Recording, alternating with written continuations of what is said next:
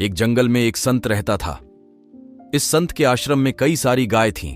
एक दिन इस संत के पास एक गरीब व्यक्ति आया और उसने संत से कहा कि मेरे पास रहने के लिए कोई जगह नहीं है और कई दिनों से मैं भूखा हूं। आप मुझ पर अपनी कृपा करो और मुझे अपना शिष्य बना लो ताकि मैं आपके साथ आपके आश्रम में रह सकूं। संत ने इस गरीब व्यक्ति की बात मान ली और उसे अपना शिष्य बना लिया। संत ने उसे एक गाय दे दी और कहा कि तुम इस गाय की सेवा करो और इससे मिलने वाला दूध केवल तुम्हारा ही होगा।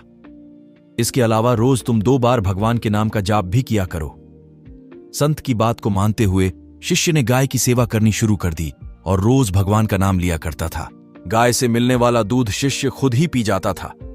आश्रम में रहकर शिष्य काफी खुश था और एक दिन उसने संत का धन्यवाद करते हुए उनसे कहा कि आपकी वजह से ही मेरा जीवन सुखी हो पाया है।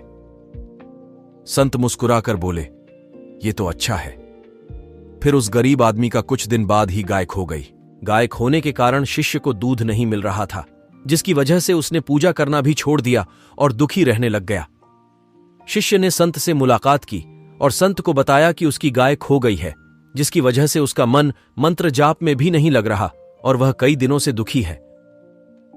यह बात सुनकर संत ने कहा, यह भी अच्छा है। और कुछ समय बाद शिष्य को गाय वापस मिल गई और वो फिर से खुश रहने लग गया। शिष्य ने यह बात संत को बताई।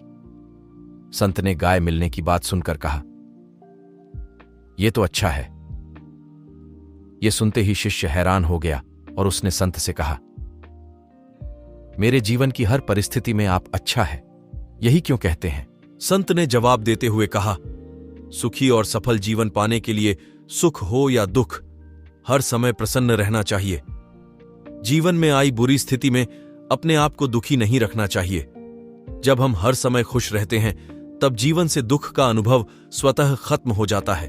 संत की यह बात सुन शिष्य को समझ आ गया कि जीवन में चाहे कैसी भी परिस्थिति क्यों ना हो, हमें सदैव प्रसन्न ही रहना चाहिए।